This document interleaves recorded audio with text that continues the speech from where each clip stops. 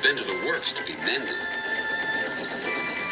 Some troublesome cars tricked him, and the Great Western engine fell into the turntable well. Now Oliver was as good as new, but he was still worried about cars. I'd rather not use them, he puffed to himself. But the cars sang songs rude and loud. Scruffy, their leader, led the chorus. Oliver's no use at all, thinks he's very clever, says that he can manage us, that's the best joke ever. When he orders us about with the greatest folly, we just push him down the well. Up goes old Ollie. Thomas, Duck, and Percy were shocked. Be quiet, they ordered.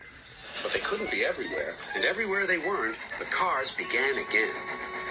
Oliver's no use at all, thinks he's very clever, says that he can manage us, that's the best joke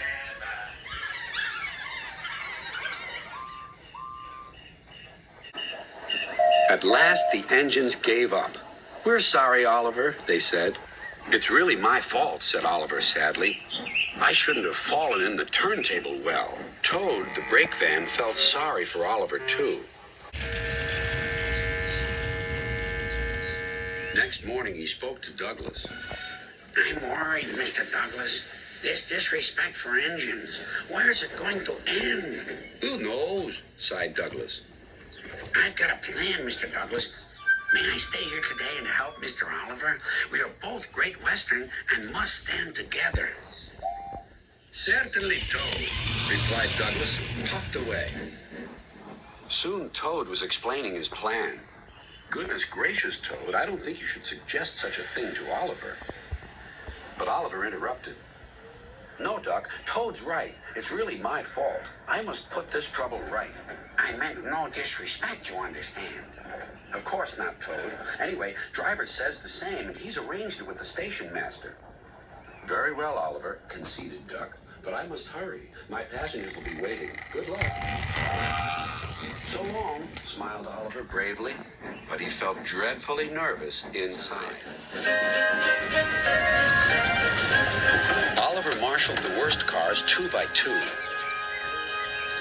That's the way, Mr. Oliver, whispered Toad. And if you leave that Scruffy till last, then you'll have him behind you, and you can bump him if he starts his nonsense.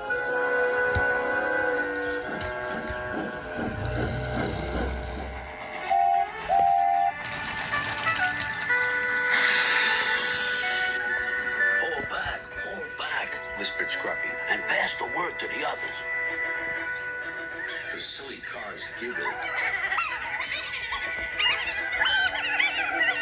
But Oliver knew what to do. There was plenty of sand on the rails, and his wheels gripped splendidly. He gave a great heave. Groaned Scruffy. I don't like this. Go on, yelled Duck. Well done, boy, well done. Oh, wailed Scruffy. I'm coming apart.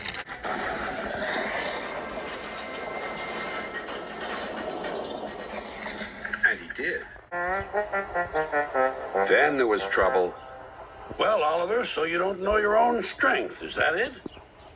No, sir, said Oliver nervously. Sir Topham Hatt inspected Scruffy. As I thought. Rotten wood, rusty frames. Maybe if we put you back together, you'll earn yourself a better name.